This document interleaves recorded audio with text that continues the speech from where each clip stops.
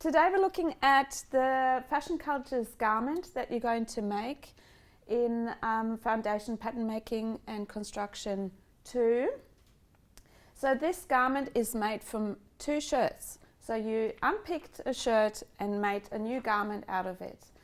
We have this garment sitting here from a lovely student called Colleen. Thank you, Colleen, for giving us this garment and providing us with some details as well, because Colleen has made this incredible outline of how this garment is going to look like, and she's color coordinated the different elements, which makes it really easy to look at the different parts of the body.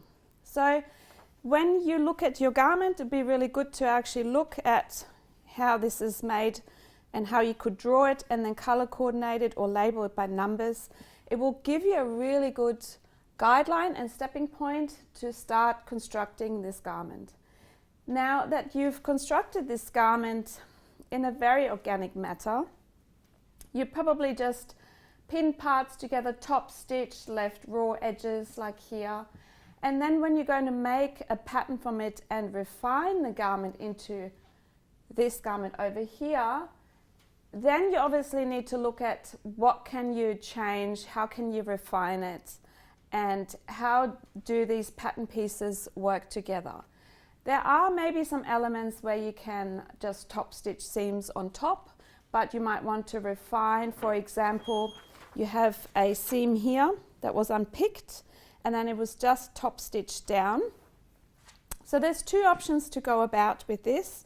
You could either bind this edge and have it top stitched on top as well, or what Colleen has done in this garment is made a seam, so it's not top stitched, it's included in a seam. So when you're making these pieces and putting them together, you need to start looking at seam finishes. So in your toiles, in your first toile, you're obviously just testing it. You start thinking about your seam finishes. So when you stitch this together in your first toile, you might have a raw edge, but you start thinking about what edge could I use there. Could this be a French seam? Let's have a look what we have in here. This is a French seam. So you can then start trying this as a French seam, unpick it, or redo this panel again in a French seam and evolve your toile.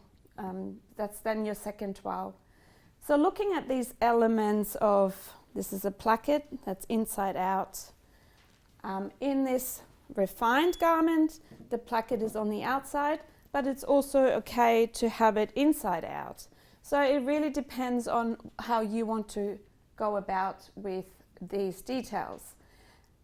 As you can see in this front panel here, we have a placket with buttonholes. And because the pattern pieces or these garment pieces have been used in a completely different way to a shirt, in this case here, we can't undo this. This is just stitched down. So there is no placket underneath with a buttonhole. So when you refine this, so there is a buttonhole but not a button. And when you refine this, you might want to use this as a functional placket. Like here, this is a functional placket. And all it is when this is unpicked, you add another panel to it. So that is the refinement of this version to that version. You can also see that this final outcome has a bit of a play on different colors. So the darker tone, that's the right side of the fabric versus the lighter side of the fabric. And there's a really subtle play with the lighter color as well. It could even be pushed further by, let's say, having your hem being rolled out this way, or having a facing going all the way around in the lighter color and that. It doesn't have to always be a rolled hem. Think about other finishes on the hem as well. Yes, it comes from a shirt, and yes, on a shirt often on the edge you have a rolled hem, but sometimes it'd be nice to explore different finishes, particularly if you're coming to edges like here, corners. It's really tricky to do a corner in a rolled hem coming from one side on the other side. So it might be really good to have a facing rather than a rolled hem. So really consider that and talk about it to your tutor about these finishes and what you're thinking of doing. So when we're working with this garment, a lot of students, I find from my experience, a lot of students get overwhelmed because it's not a clear garment structure like a shirt where you can say, okay, this is a shirt. But we know, because we made this drape, we made this garment from 2 shirts. So you can always refer back to your shirt patterns. And if you don't have a shirt pattern on hand, or you have not copied your shirt pattern or any of that, then you can always use an existing shirt pattern that has a nice volume similar to what you've used, and also go about in a similar way in using your shirt pattern. So you could see where there's a sleeve or a placket, so you can, these are your anchor points. Placket, so you know this must be a front, that's my center front, but it's placed on a different angle. It could be placed completely differently. For example, here at the back we have some cuffs and things. So when you make this garment, it's really, or when you analyze this kind of garment, it's important to look at what was this before. Analyzing where was this, taking lots of images and looking at it, analyzing it. So you can always use an existing pattern, and it doesn't matter if the shape is slightly larger or slightly smaller, because this is such a loose garment, it will definitely work. When you then look back at this lovely sketch and also the layout of this garment in the different colorways, this is really helpful. I'm visual, so when I saw this, it's like, wow, this is great because it makes sense. I can look at it, where is what? This is pink, that is blue, this is pink, light blue, that's this kind of greenish turquoise color. And so you can start playing with these colors and analyzing it from a color point of view. So let's say this side bit here, there's still a few elements missing of this in there, but that's a really good starting point. You can then put this onto here, refer back onto that, and then continue to do that all over your dress. And it's a really nice way of laying out the details of this design. And this method also gives you a resting point and gives you a calmness to it. So rather than stressing out, where's this coming from, I don't know what to do, it really helps you to analyze this garment from a different angle, different point of view, and also looking at then back at the pattern pieces. As I said before, this garment is from 2 shirts, so you can always take your shirt elements from it. This placket is a center front, so we know that. So we know the center front is here. This must be placed along that way, and the pocket is obviously placed just at the front like that. So these are elements we can use as anchor points, and that's really helpful. It gets a little bit trickier when you have these folds, but it's the same thing again. You could analyze what it was before, and it's really helpful.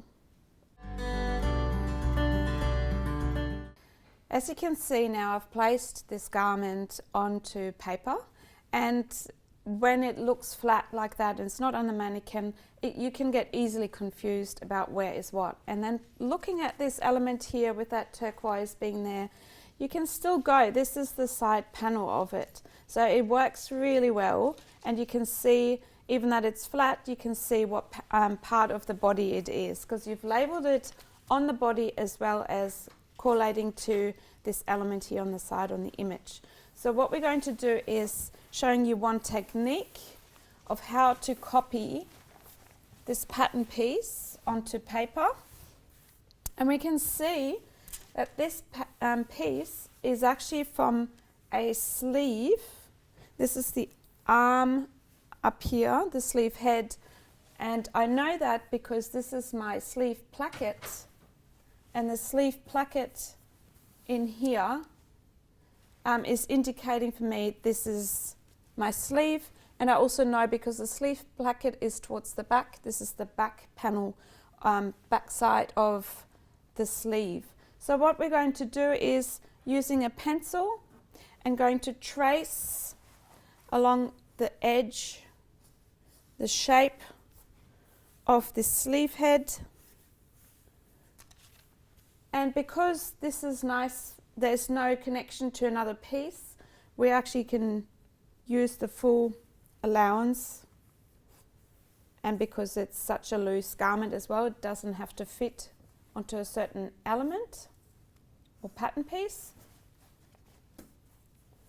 So let's see.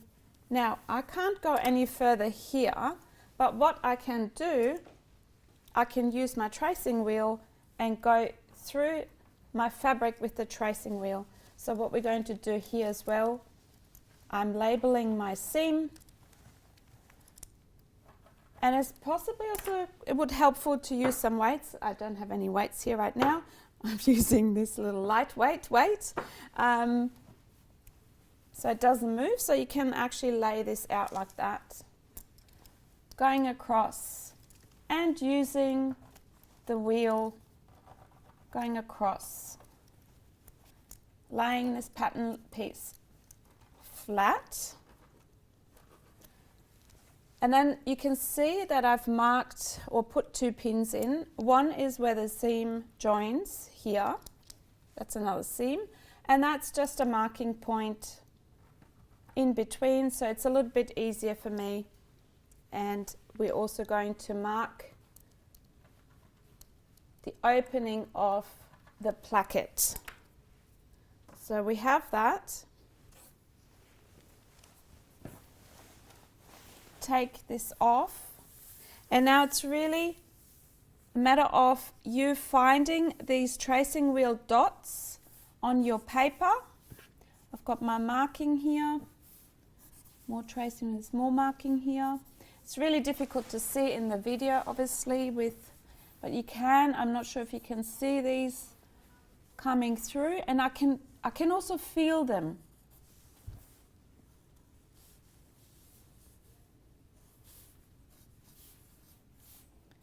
And because I know this comes from a sleeve pattern, I kind of know what my pattern shape will look like. So I already have this pattern shape. I'm going to call this A, I'm going to call this B, and I can start working, refining this.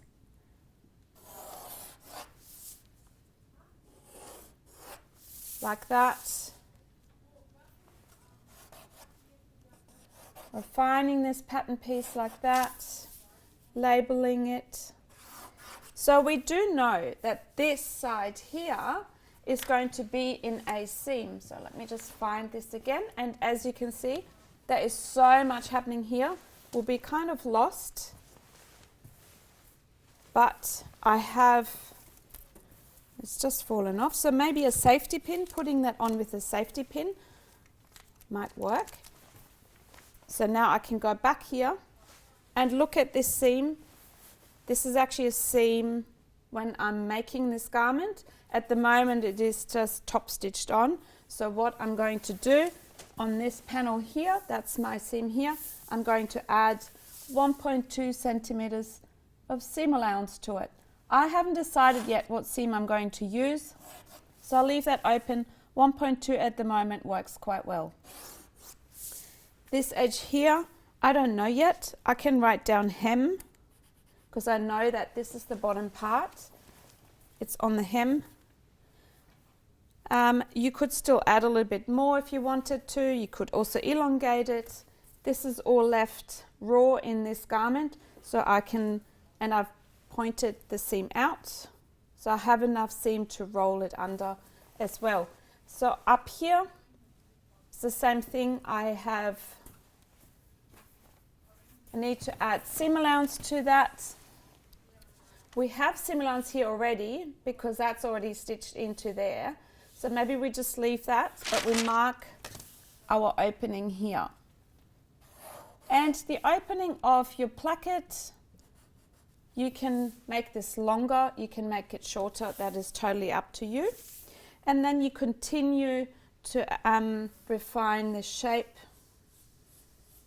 and you already have your first pattern piece. These markings are really important. So you can write down seam, junction, oops. The more information you have on your pattern piece, the better it is. So you could then take your, I've got another one here, you could take this drawing again. You could have your placket into here. You have a seam junction coming across. That's this one here. That seam junction, and you can write B onto there. So the more information you put into these drawings, the more or the quicker it is for you to actually solve the pattern making of this garment. So when I look at the finished pattern piece that I've had from this dress, it's exactly like that. As you can see, there's been more indications here, the E and D for the junctions as well, so you can see how this works. That is your grain line, because this is the original grain line of your sleeve when you think of a sleeve.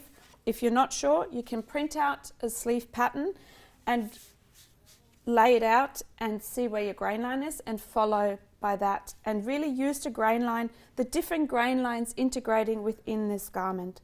As you can see, I've labelled it in that turquoise colour, so I know which one it is. It's very important. Now, how many do we have to cut of these? We only have to cut one self. And because this garment or this pattern piece is going, so this is the top part and that's folding down, not like a typical sleeve, your writing is going to go from the top down. So you also don't miss how the way you put it on. So you write down your name, what it is, what could we call that, left, bottom side, cut oneself. What else? You can put your date on as well. If there's any fusing, obviously it needs to go onto there too, or if there's any, this placket needs the little house pattern piece, so you could add that to there as well. So whilst when I traced this out, I did that in pencil, and that's what you do at home, that works for you. In this video, obviously the pencil line doesn't come out that well, so what I'm going to do now for you is like lay out this piece again. So you can see I can lay this onto my pattern. So I laid it out on this, the line that I put on a bit earlier, and so obviously we traced with the tracing wheel and also traced the outside with your pen. I just did it now with a marker. So when I take this off, and so this might come out a bit better for you to see.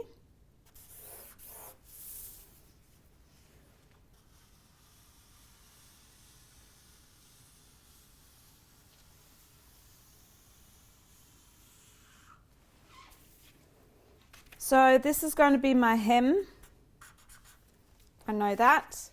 We're going to put the grain line in. So you can take an existing shirt sleeve pattern and trace your grain line. Your grain lines are going to go that way.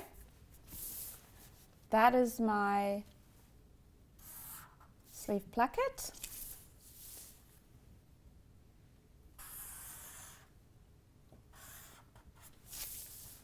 This was the tracing line before, where the seam was in the garment, and I've labelled this notch A and this one B. This is the seam junction.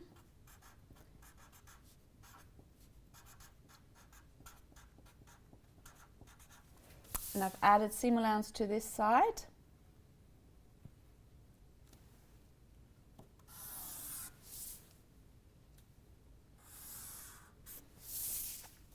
And then when you label it, once again,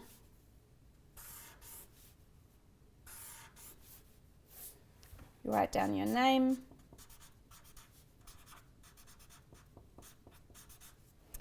what part, so what pattern it is. This is my left bottom side or lower side, you can write that too. You can also put the color in. See if I have, you could do that so you know. And then it's so much clearer for you because then you can actually, it's a mental sort of milestone. You can actually connect these two. You know exactly this is where that part is. Cut one self. So you're cutting one because we know we're only having this part because they're all individual pieces and they're used in a different way. Even that in your original pattern, you've used, you cut a pair of sleeves. In this one, this is slightly differently. And that's how you can go about, and you already have one pattern piece ready to go. So when we look at this garment again, there might be elements that you have or that you want to refine a little bit more. For example, sorry for the mannequin, this part here, you can see this was kind of curved out slightly to a different shape. That's something you want to include into your pattern piece. And there might be also joints, for example, the shoulder here, as you can see it's pinned at the moment. That was picked apart, so it was stitched together at first, but then for making this garment and tracing it, it was picked apart. And that's totally fine that you take parts of this off of this garment to trace these pattern pieces. So this is what we're going to do now. I'm taking this part off and then taking off the mannequin, putting it on the table to trace this element out. So as you can see, I've marked this panel here at the front, and you could, that's actually to the side, sorry, to the back.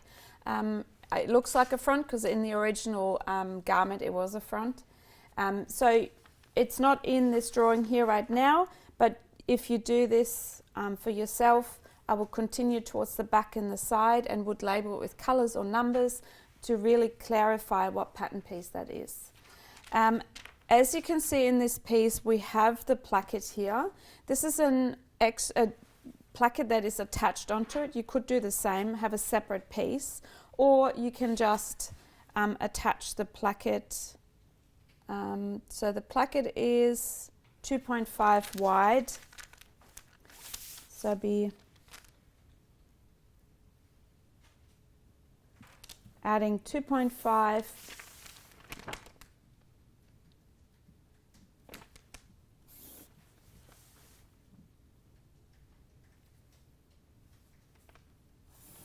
and then doing the same thing again. So you need two of them, so 5.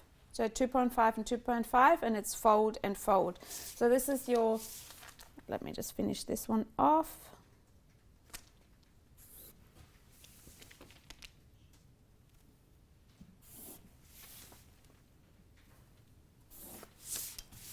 And you want to go perpendicular from the front. Same here on the hem. So you fold along here, fold in, and so you're going to fold again along here. So your placket is along here. So your stitching line will be along here.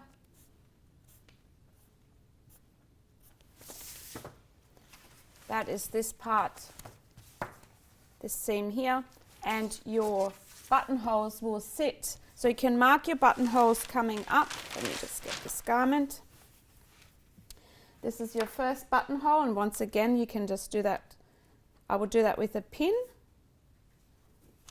So I've marked it with a pin. I can feel it, I can see it as well. It's really difficult with the camera, but you can see that here. So your buttonhole will sit in the middle of your placket. So I take this off, you can see that a bit better.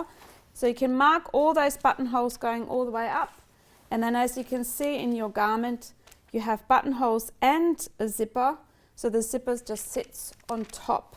So you measure the zipper length. The length of a zipper is guided by the teeth, so this will be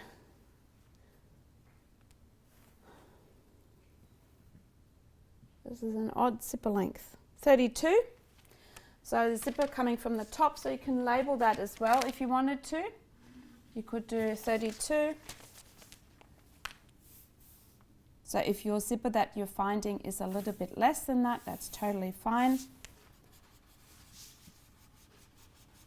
I would mark it like that.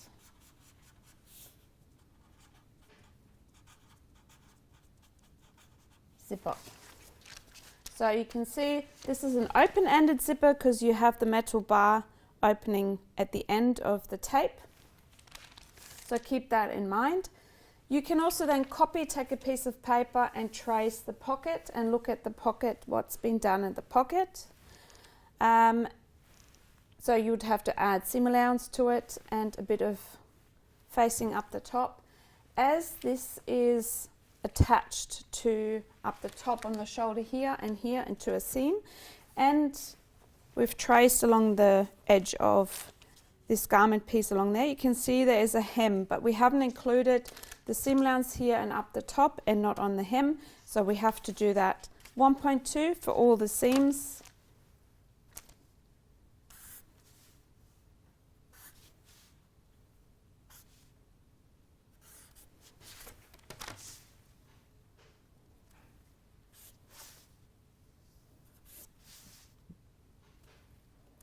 And so on, so in the shoulder as well, 1.2. You can think about what you want to do on the neck. You obviously, we've traced along here, so you already have your seam allowance on there. Think about it, what you wanted to do on that neck. You can leave that open for the moment and decide that a little bit later. So this is what your pattern piece is going to look like. All the markings on there, once again, then you trace, after that you can trace this side panel. You can also put a cross notch on there so you know where it is. Label it with a color or a number so it really makes sense. In this case, this garment piece was coming from the top down, so it was as used before, like what we've done before. So you can actually use your grain line like that. So I'm going parallel to the center front. That is your grain line for this garment piece. The center front is usually, and the center back, they're usually always parallel, and it's an indication for your grain line. So this is another pattern piece, and it's already getting you closer to the completed garment.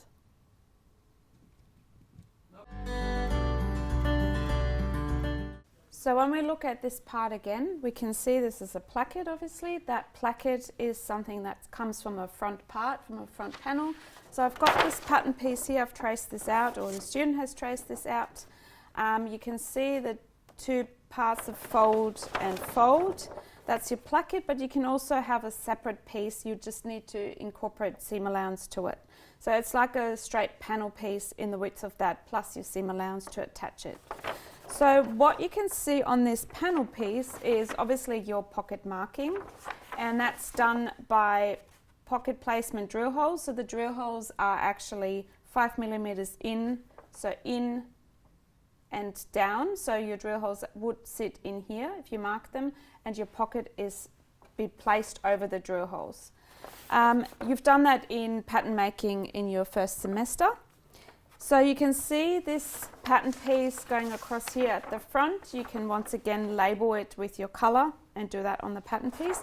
But you can also see there's an extra layer on top placed in between, and you can see that was picked apart, so we can take this pattern piece off. So that I've just pinned that back on for the moment.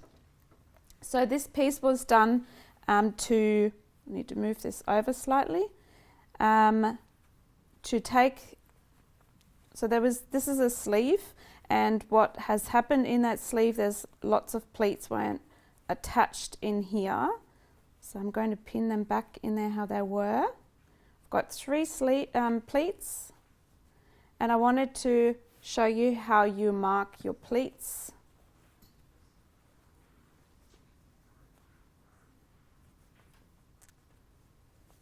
So that's how this piece was sitting in there.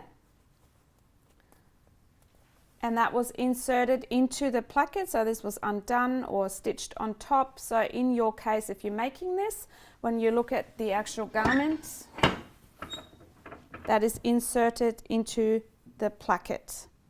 So what we're going to do in here with the pattern making part of it, this is a sleeve, we've traced the pattern of the sleeve, we've labelled, this is your placket here, and then we've got these pleats. So when you mark the pleats, you would have to mark the edge of the pleat and where the pleat finishes.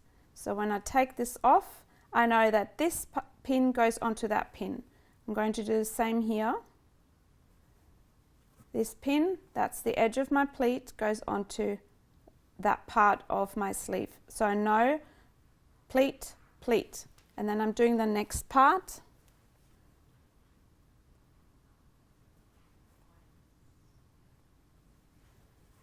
And I've got 3 pleats. Now when you look at this, you can just see a lot of pins in there. They might fall out, so you really want to mark them. When you have them on your pattern piece, you mark them with notches. So your notches up the top here, and then you can see those little arrows going that way. That's the indication the way your pleat is facing. So we've had the pleat facing over that way, and as you can see, that notch is facing onto this notch. And that is how you guide this on your pattern piece and how you know which way your pleat will face. So when you then take this placket piece here, you can see that we've inserted the sleeve pattern piece here somewhere along the placket. So you also need to label that, and I would label that with a little mark here, and then also where it finishes. So it'll be somewhere here where this piece has to be in there. You can also label the opening of your placket here, because sleeve placket, because you can see it's not closed, it's actually pushed open. So you can label that as well and really mark that onto, so it would be on your pattern piece here, and this is your placket, and I just would write down on the placket, open placket by whatever this amount is, 2 centimeters, 2.5 centimeters, and then on this pattern piece here, you would mark the end of the sleeve attachment, and also the opening. You can mark that as well onto here, the opening of the sleeve placket. You can literally write that down. The more information you have on your pattern pieces, the better it is for you. Once I'm a little bit more refined in terms of my pattern pieces and I know a little bit more what I'm going to do, like say for example hem finishes, I can go back to my pattern pieces, and I've just chosen that turquoise color pattern piece again, so this one on the side. I have a seam along here, and there's one up here as well, 1.2 seam allowance.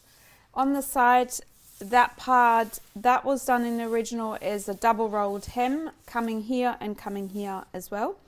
I would suggest maybe looking at some elements being double rolled, but others maybe are facing. So really look at it, what could look best. When you do a double rolled hem on a straight piece or like slightly curved like that, and it continues into another seam, totally fine. But if you go up on a corner and you have a double rolled hem here and then another one here, that seam junction here is often very messy and your machine doesn't naturally take it. So I would suggest when that happens, think about a different kind of hem finish. And you have lots of different hem finishes in your videos and experienced in different samples as well. I would suggest to do a hem facing. For example, if your plackets on your garment is, let's say, 2.5 centimeters, you could do a hem facing finished at 2.5 centimeters. So really start thinking about your the width of your seam finishes, your hem finishes, how that relates back to a placket, for example. So if we're doing that, we could do a hem finish going up here as well, because that was an edge that was loose. And we can put paper over here, put some the weight into there, and then we're tracing this edge, and because this edge was rolled out, we didn't have to worry about adding more seam allowance to it. There was already seam allowance on that part.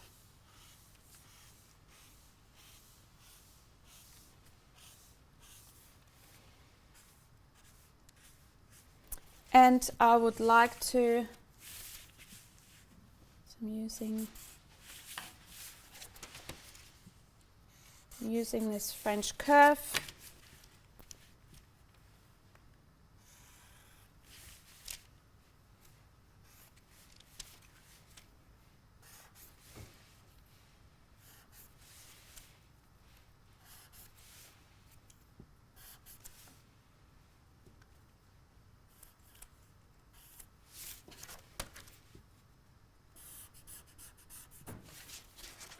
And we're going to add 2.5 plus 6 millimeters seam allowance, so 3.1.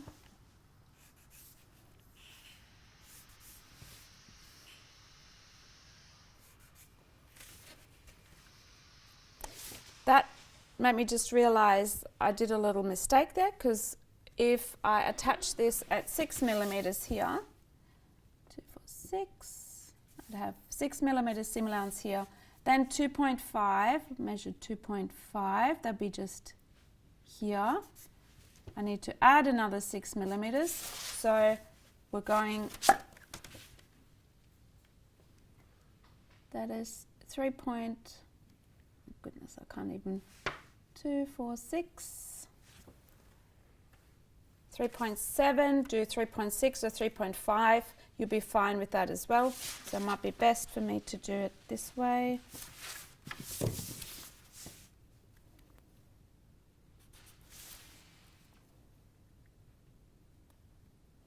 So you have your 6 millimeters along here.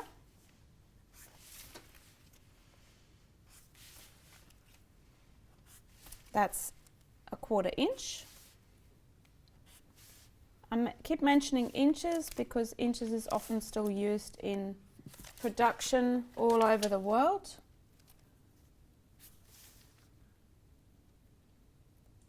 I had to learn inches. I grew up with just centimeters and millimeters, and so I had to get used to this as well. So we're going to do 2.5, 3.6.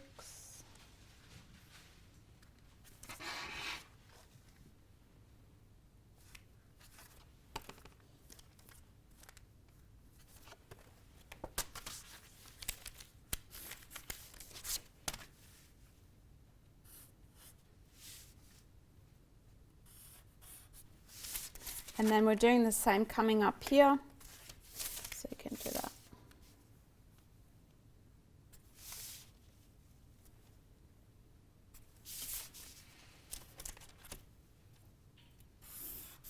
And as you can see now, this is going to be the facing for this pattern piece, and you would call it left bottom side facing. That is the name of that. And this piece, you could put a seam into here if you wanted to and have it separate, or you could cut this in one piece. I would not use facings everywhere, but on corners that are a little bit tricky, you can add a facing. And adding a facing is the shape of this actual pattern piece, and then placing it on. Often facings are very helpful if you fuse them with a very lightweight fusing. That is really helpful. SE6925 is a really good fusing that you can get from Greenfields. Greenfields has a larger amount of different stockists there, so you could take this kind of fusing. It's a lightweight fusing that gives a little bit. The fabric is still movable, it's not flat and stiff.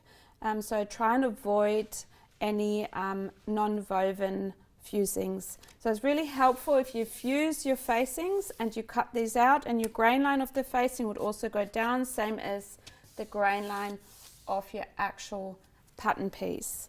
And then you would cut this as one and right side facing up. That is particular when you have these pattern pieces cut oneself, right side up, meaning that you cut it exactly that way with your right side facing up, and it'll be the same with this part. Now remember, you need to think about this goes on the inside, so your right side will be facing up on here, right side up. So all your writing goes on this side because it's on the reverse side of your pattern piece. So once you've done that, you can then just think about your other pieces that you're going to use different finishes, rolled hem, French seam, flat felt seam, double folded. You can do all sorts of seams. Think of your neck finishes. Neck finishes double rolled is not such a great idea. You might want to bag pieces out with itself, or you want to do facings like just shown here on this pattern piece. So important that you really think about and discuss your seam finishes with your tutors.